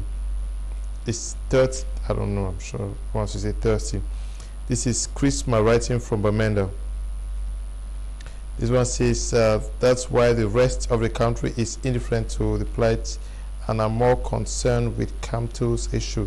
This is Ndi Richard writing from Bamenda. This one says, Standard Barrister Moody, I'm strongly behind your points. It is rugged truth. The system is devilish. This one is writing from Bamenda. This one says, Kingsley, writing from Douala, let's not talk as if we don't know our country and how powerful our president is in Africa. AU will do no good. We need a foreign organization to mediate and bring dialogue between the two parties. UN can try. Please forget Africa. Okay, this one says, this is Kome Richard writing from Kumba, says the need for dialogue to resolve the Anglophone crisis is urgent because the burning, killings and looting by is radicalizing the population against the idea of one state, notwithstanding the ills of the secessionists, because the military are behaving like an invading foreign. I mean, okay, Richard, we got your point. We are going to be reading some of the messages in the course of the program. Edmond Kwate, toi, Salomon. Now, the government says, International Crisis Watch says the solution to the conflict requires dialogue and concession. Les deux côtés doivent faire des concessions. We cannot take a call. Please just send a text message. We read them. Yes. Oui, effectivement, les deux côtés sont dans une position statique. Oui. Personne ne veut faire le premier pas. Et c'est très inquiétant. La crise perdure. Ça fait aujourd'hui 3 ans. Il y a des morts partout. C'est la population qui en souffre. Mais bien sûr, c'est de ça qu'il s'agit. Et ces organisations, n'est-ce pas, internationales, sont offusquées de voir un pays divisé où d'un côté, nous avons un régime qui est insensible, aveugle et sourd aux pleurs des enfants n'est-ce pas, de l'État dont il gère. Et de l'autre côté, des séparatistes radicalisés, n'est-ce pas, par le fait qu'ils ont subi les affres d'un système. Et je ne peux pas vous mentir, même du côté francophone, c'est parce que nous n'avons pas une culture de la revendication. C'est la même chose que nous vivons au quotidien. Vous vous rendez compte? Please, we cannot take a call. If you have a message, just send it, we'll read them out. Vous vous rendez compte? Quelqu'un vous dit ici que je suis tel. Je peux te tuer, on ne me fait rien. Nous vivons ça au quotidien. Quelqu'un sort de la maison, il vous prend tout ce que vous avez et votre requête ne peut pas prospérer. La justice est inféodée, elle n'est pas libre. Depuis que je vis au Cameroun, je n'ai jamais vu une histoire où un juge, un procureur a déclenché une action publique. C'est une situation sociale dont il estime qu'il y a un droit qui est bafoué. Nous avons une justice aux commandes du régime en place. Il y a le Conseil constitutionnel qui doit aussi regarder sur ça. Oh, mais encore un autre Conseil constitutionnel. Je pourrais dire, regardez comment le Conseil constitutionnel, n'est-ce pas, est constitué. Vous trouvez que c'est une organisation crédible? Non. Moi, je pourrais même dire à la limite, c'est pas différent des ELECAM, qui peuvent être considérés comme des sous-branches du RDPC. Non. C'est pas ce type d'institution que nous avons besoin aujourd'hui. Nous n'avons pas besoin des hommes qui ne pensent qu'à consolider leur pouvoir par tous les moyens et à faire en sorte que le même régime soit perpétué de génération en génération. Non. Les intérêts des Camerounais doivent être au centre de la gouvernance. Quand je regarde mon pays, je me demande un jour où on va réfléchir même comment créer une voiture. Mais les gens ne sont même pas prêts. Ces idées ne sont même pas à côté. Si le cul-dent, qui est cet instrument dont on nettoie les dents, là, est fabriqué en Chine pour être ramené au Cameroun, quand est-ce que mon pays va fabriquer la radio? Pour ne même pas dire un DVD. Mais cette question primordiale n'intéresse pas ceux qui nous gèrent. Nous voulons rivaliser avec les autres États. Et pour ce faire, nous avons besoin des gouvernants qui se soucient de la population. Mon copanéliste disait tout à l'heure, il n'y a pas de politique si l'homme n'est au centre de la gouvernance. Une politique qui ne met pas l'être humain au centre de la gestion, alors c'est une politique qui doit être combattue. Okay, International Crisis Watch is saying that concessions should be made on both sides. What should the government make as concessions and the separatists? No, I don't want to have the government and the separatists at the same level. No, okay. I don't want to have them at the same level. The government is above the secessionists. We got to understand that, and the government has the legal means to do certain things which the secessionists they do not have. So, well, the government has to take the initiative in the first place to do certain things. Okay. I believe we have in Cameroon, reputable persons in the Anglophone area For instance, which somebody has just mentioned, Cardinal Toomey, and I believe the way the society is structured in these two regions, Southwest and Northwest region, you have people they call funds, and most of these funds we call them cultural authorities. Most of them, they have good reputations. So I believe if we pass through them, something can be done in terms of dialogue. And if we use people like Cardinal Toomey, like other people, reputable, notorious people in these regions, I am sure those who not want to come to the table of that, they will feel marginalized and they will exclude themselves. Because today, even the population is exhausted. Everybody is pissed off. So the only initiative that will be taken in the way to solve this problem, everybody will embrace it. The population will embrace it. You think people are happy to stay in bushes? Do you think people are happy to flee from their home, to flee from, to go to find themselves in other regions, living in very sad conditions? Nobody is happy with this situation. So I'm sure if today there is a dialogue, even those people, in the diaspora, trying to put flame in this situation, if today there is a dialogue and they don't want to come to the table, those who will come to the table and they will negotiate properly and they will come and there will be a solution, I'm sure the majority of people will embrace that. You will never have dialogue where you will have 100% of people that will agree with. You will never have that. If you are looking for a solution whereby you need everybody to say I agree, no, it will never exist. So I think today the government has that responsibility.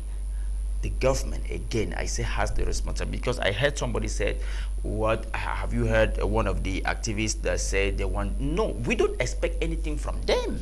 I personally don't expect anything from them.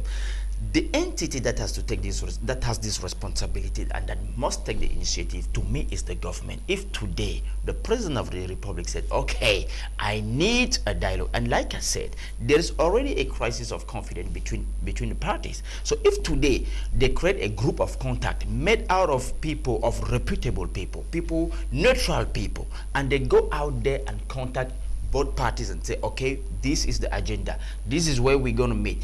If we don't want to meet in Cameroon because there is a problem, then we can meet in other countries. There are countries in Africa where we can meet. I don't want this again. If there should be a neutral ground to negotiate this thing, I don't even want it to be in America or in Europe. It should be in Africa. It can be in South Africa. It can be in Kenya. It can be where? Yeah, it can be in Rwanda. It can be, in Rwanda where, they can serve as example. They can say, look guys, we've gone into a very sad situation and this is where we are today. So we encourage you people to go into, you see, so these are things we can do. I don't want us to find ourselves in situation whereby solutions are always coming from Europe, coming from United States. No, we have countries in Africa. We can go and negotiate our problems. So I think the government needs to take this initiative and create maybe a group of contact. This group of contact, we have the responsibility to define the agenda of dialogue and to select from both parties the actors, those people who can actually defend the views of each party. So I think that is what we can do. And today, the main responsibility lays on the shoulders of the government. Again, I repeat. Barrister, one is puzzled that we have the Menchum waterfall, and because it is in the West Cameroon, the government cannot develop it, but spends billions building terminal electricity schemes. Okay, bad faith, bad will, absolute wickedness. Unemployment is designed by the regime to be ours. This is Tarawi writing from Kitiwum. This one says, bonsoir, le panel BIA depuis sa prise de pouvoir en 82 a totalement rendu plus pauvres les Camerounais, d'où l'éloge de son parti. We cannot take a call, just send your text messages, please.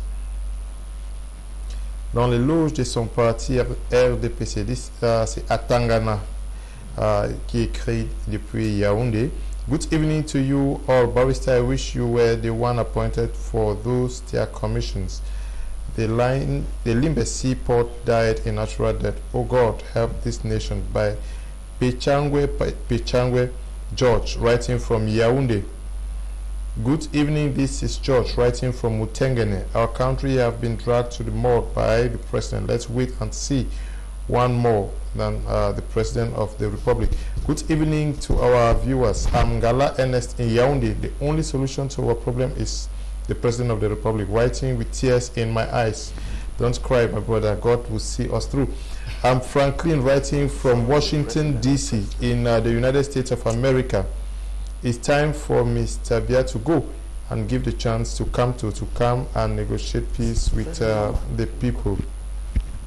This one says, good evening to you in the studio. Please, when you write, give us your name and where you're writing from. Good evening. I would prefer Maduro of Venezuela to Paul Biya of Cameroon. His administration is the worst in Africa. This administration is wrong. First in lies telling. They just think Biya is a demigod and immortal. Okay, this is Flavor Scorpion writing from OPEC City in Limbe. Good evening. What is the government response to Chief Mukete's proposal? I'm Viv Ambilichu from P4 in Douala.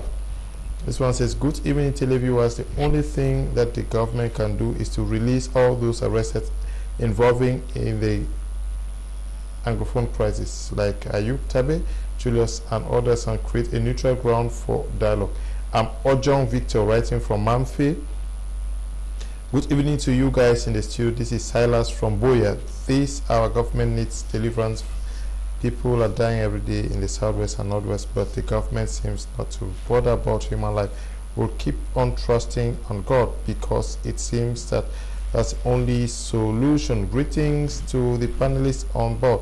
There is no equal distribution of wealth in Cameroon. I was so shocked to understand kerosene is cheaper in Yaoundé. Kerosene is cheaper in Yaoundé than in Limbe and Boya, where oil is extracted. What an irony. What then is the benefit of the people who live in here? The international community is speaking the truth because that is the reality on the ground. This is Justin writing from Boya. Good evening, Prime Media. Margaret from Bamenda. If a ruler pays attention to false information of his officials, will be less. Let the President of the Republic I'm in Limbe and Boya, where oil is extracted. Okay, I'm sure I've read this one already. These messages can't allow us to read. Barrister Moody, the letter calls on the President to adopt a more conciliatory posture, that is, give more listening ears to the worries of the people. If you look at most of the messages are indexing the President of the Republic. Yes, if you listen to what we sitting on this panel have been saying, you would deduce one thing, that we have unanimously agreed on the fact that bad governance is what has plunged us into the situation where we are today. Bad governance. Bad governance in that people don't occupy offices by merit, but because somebody somewhere who knows somebody somewhere at the top has recommended. Like a panelist said here, somebody can just shoot and kill you and case goes to nowhere as far as he has somebody at the top. The case will die. So that is what we are suffering of in this country. So many things are wrong. So much that you cannot know where to start from. But the truth remains, let the regime in place go back to the drawing board and redesign the policies which they have been using to run this country. What are we saying? The recommendations are lying before the President. Even if by virtue of his age, he cannot reach all.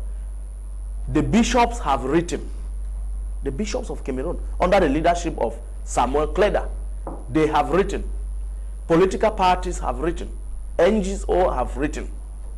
So what else do we need to tell the head of state? Even if he so much believes in his ministers, he should be able to question his ministers based on what non-government officials have written to him.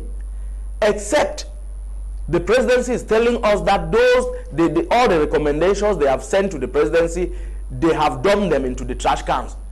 Because it will not surprise me that the president have not received any of these recommendations. It is possible they can be taking them and dumping them somewhere, and the president is in a fix, not knowing exactly what is happening.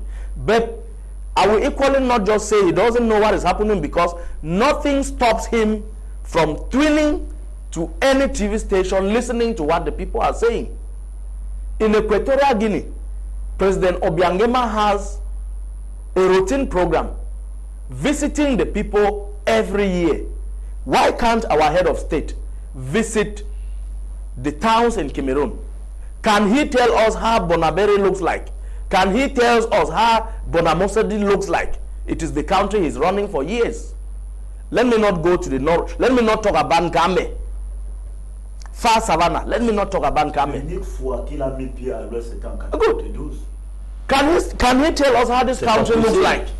He cannot tell us how this country looks like. It is even a surprise that they are counting the number of days he has been in Cameroon without moving out. We don't know the reason.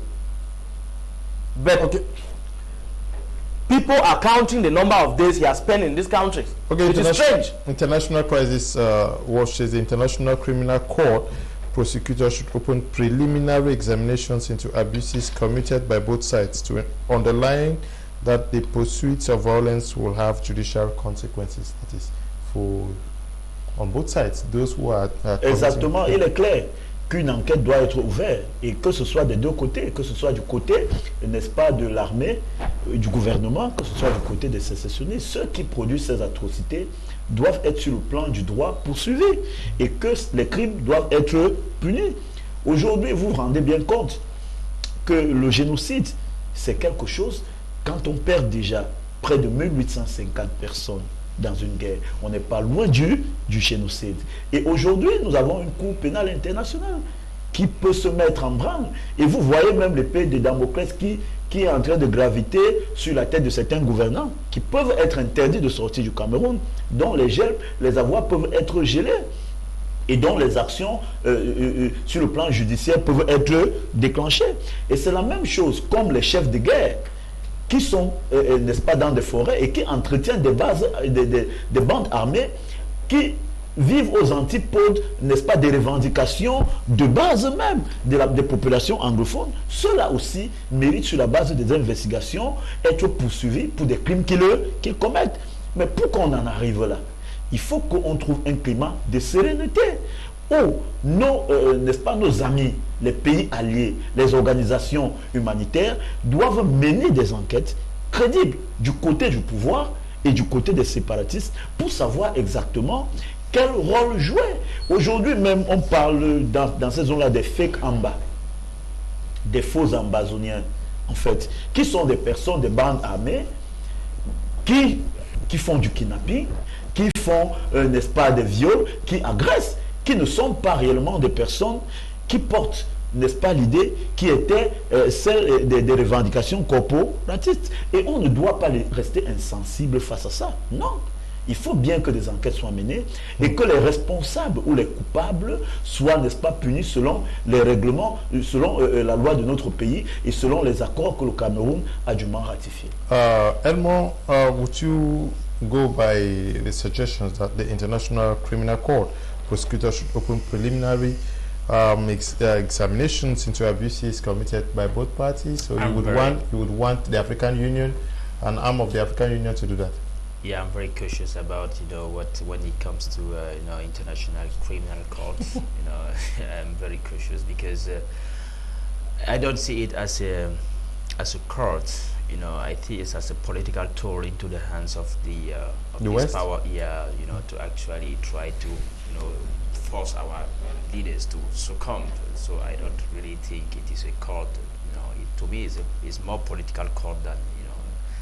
So I think there is another way. We have African Union has how do they call it, a chamber, things like something about. Have they prosecuted anybody for war crimes before now? No, they haven't done that for long.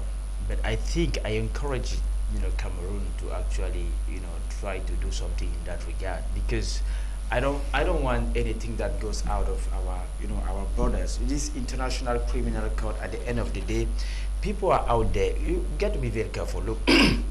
I don't think there is a philosophy in our national army saying that they should go out there and commit crimes. I don't think so.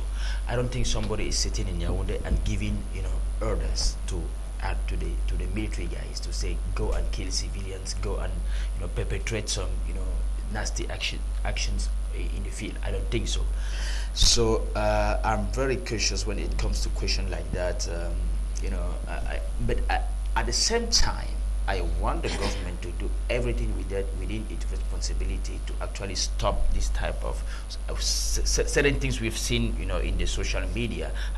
We've seen some videos, which, to my point of view, is not really what we expect from our army guys to do, and I don't think that is the philosophy of our army. I don't think there is a decision or there is a spirit saying, defined by the government to say we want the guys to go out there and kill. You might have some people in the field misbehaving, doing certain things which is not really what they have been, recommended to do. So I think the government should be very strict on that, and then bring these guys to respect the ethics of the army, and I think that is what should be done. But the ICC, I'm very reluctant, be it with the government, with the legal army or the secessionist. I'm very okay. He's not very comfortable with the coming into Africa of the ICC. Now, the International Crisis Watch says several countries and international institutions and organizations have offered to mediate since the start of the conflict. The UN, the AU, the Catholic Church, and Switzerland seem best placed to play this role because the parties to the conflict perceive them as relatively neutral. To you, which is the most credible party that should get themselves involved in wanting to mediate in this crisis? We ourselves, we are credible. Okay, Cameroonians themselves. They should give the two-minute commission. Why can you leave intellectuals in your own country and you are going for foreign products? It's because we want the problem to exist, because it is a deliberate action by the government. It is something they are fully aware of. Coming back to what Mr. Kwate mentioned about being reservative about ICC, I tell you, within the government ranks there are persons who can be prosecuted, but within the circle of the secessionists, the boys who are in the bush went into the bush on their own. Nobody sent them into the bushes. Nobody gave them gun. They will come and attack you in the house and seize your then gun to defend themselves. Who will you hold responsible for such activities? Those who are in the US, even the Siseko who is in prison, whom they went and adopted in Nigeria, does he have a register of the number of soldiers in the bush? He doesn't have. So how will you now say you will charge him at the ICC for crimes committed by people who are defending themselves in the bushes, who recruited themselves with no moral training? Who will you hold responsible? They are just presenting themselves as those the government can call for dialogue. They did not actually recruit these boys in the bush. When you go to Kwakwa and burn 20 houses, members, the male children of those 20 houses will normally pick their den guns and constitute a group. So who will you blame? You blame yourself for burning their houses. Because if they were in their houses, they will have the choice to make proper and informed decisions whether they should go into the bush or not. But you gave them no opportunity to make an informed decision. So talking about Switzerland and all the rest, Switzerland is a country, is a sovereign state. They are doing everything possible to make sure they are stable. All the European nations are doing everything possible to make sure they are stable. Why have we decided to destroy our own? We have destroyed our own. So we cannot be talking of credible partners when we ourselves, we are credible, yet we don't believe in ourselves. We have mentioned the church. The church is there. We do go to church and we have the church here. Traditional have rights. We tried to solicit from them? They on their own, without request from the government, have written to the government with their recommendations. Why not summon them to the presidency or wherever the government wants and talk to them one-on-one. The National Commission of Human Rights did same. National Commission on Human Rights, lately, they were complaining that they have been writing to the head of state with no reply. And that is a state institution created by the state, yet the state does not believe in them. Are they creating this institution just to blindfold the world that they are structurally doing well? It is not about structure, it's about belief in the people. We don't believe in our educational system. I bet you, if you are trained in the University of Douala and another person is trained in UK on the same field of training, and you present yourself here, an employer would prefer to take some a Cameroonian who was trained in UK. But we have those institutions here. Okay, greetings to all panelists. Glad to hear those realities from you all. But I'm writing.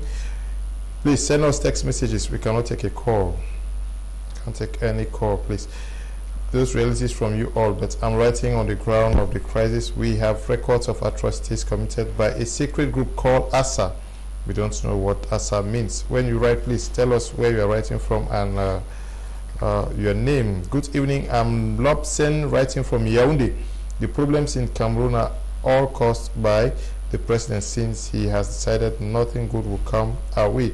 How can the president in all his senses declare war against his own people? It's unbelievable. My name is Massa Elvin from Bamenda. Good evening. We stand for the fact that the president must step down. We call on the Lord Almighty to guide our nation, Cameroon. Thanks for our concern. Things have turned round. It has been an urge to us, especially the Northwesterners. Okay, thank you especially to those of you watching us from the hilltop city of Bamenda. Joe, writing from Limbe, says the only apparent way to talk right now would be action of the UN Security Council. Otherwise, with the posture of persons like some of our administrators, we are anything but doomed. We can't take a call. Just send your text message. We'll read them, please.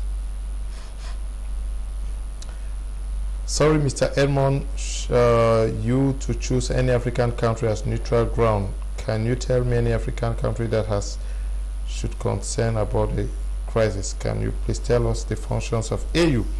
Put Europeans discussing the crisis. My neutral ground should be Europe because African leaders are silent. This is Bisson, writing from Mamfi in Manu Division. Good evening, panelists. We tried Federation and the President cancelled. Okay. Emmanuel, writing from Bamenda. Good evening to you. Good evening. We cannot even read the message. The calls keep coming. Monsieur Salomon Bias, si on était déjà à la fin de l'émission, qu'est-ce qu'il faut faire par le gouvernement et les séparatistes? Vraiment, si je voudrais m'adresser à la population camerounaise, au gouvernement en particulier, mais aussi aux séparatistes, je voudrais bien sûr leur dire d'abord au gouvernement que les gouvernants ont pour mission de conduire la destinée de leur peuple dans le strict respect des droits humains et améliorer les conditions de vie des gens. Ça doit être les leitmotifs. C'est cette idée qui doit les habiter au quotidien pour qu'ils aient une certaine légitimité auprès de la population. Parce que quand un gouvernement ne fonctionne pas comme ça, alors la population prend peur, il y a un manque de confiance. Je prie donc ce gouvernement de faire profil bas et de ne pas laisser prospérer le chaos qui est en train d'arriver.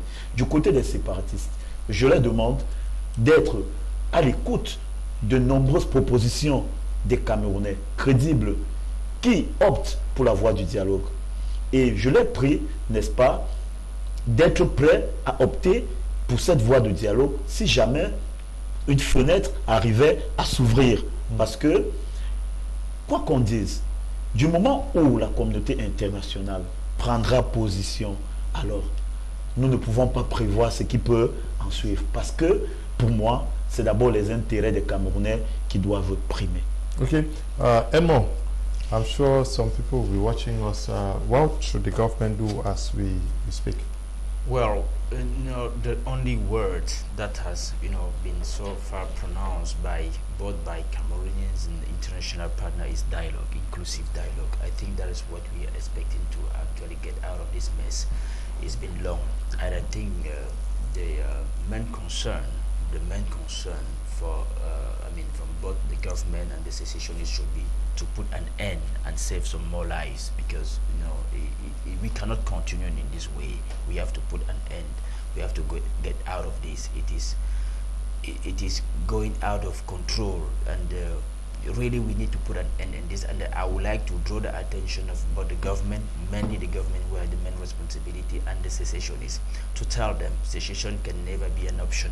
We cannot afford to divide our country again. We have already been divided too much by the colonization, by the colonial masters, so we cannot afford to be divided anymore. But we've understood that we have to change the mode of governance in our country. Yet we are all saying that federation can be an option. Let's try that, and then at the end of the day, I think everybody will be satisfied. Okay, and with you, Barrister, one last word. What should be the modus operandi to be employed by the government? Well, the modus operandi, like we have said, they are lying before the head of state. Release all arrested and detained at various prison detention camps. Political leaders who are in detention, call for ceasefire and create an enabling environment for dialogue. Ok. Bonsoir à vous. Le pays est un État uni, c'est tout. Capsule depuis 8. We are going to end with that last message from Capsule, who is writing from Douala here. We are glad to know that many of you people were watching from Yaoundé, from Boya, from Amphi, from Kumba, from Bamenda, and from Limbe. We want to thank especially those who took time to take part in sending text messages. Edmond, merci beaucoup. De rien, merci, c'était toujours un plaisir. Ok, Monsieur Salomon. C'est un honneur pour moi d'être convié, n'est-ce pas, à croiser le verbe sur ce plateau, parce que éduquer les Camerounais est quelque chose de bien. Dans ce contexte bien précis, il faudrait qu'on ait des personnes qui passent l'information, et je serai toujours prêt à revenir si jamais vous nous donnez cette possibilité. Donc c'est un honneur pour moi. We are glad to know that you are going to become a regular panelist. Barrister, thank you for coming. Yes, thank you for inviting me again, and I still share my condolence message with the mother and child who lost their life in the middle of this careless war, the stupid war. They killed a mother and child in Bambili. I think that was yesterday. Yesterday, we are sympathizing with the family. We are sympathizing with the family. I think that is why we keep pressing. I said, what are we looking at this morning? Headache. Happy to see you too. Alors bonjour à vous, tous qui nous regardez à la maison, les tatas, les mamans et les tontons, tout le monde. C'est toujours un plaisir d'être avec vous. Are we supposed to believe them together? Or should we believe those guys? Are we Jerry and Ashley, we should be at the broadcasting, and to Mr. Tambe Brian, who is supervising all we are doing out here. Stay blessed. Bye-bye.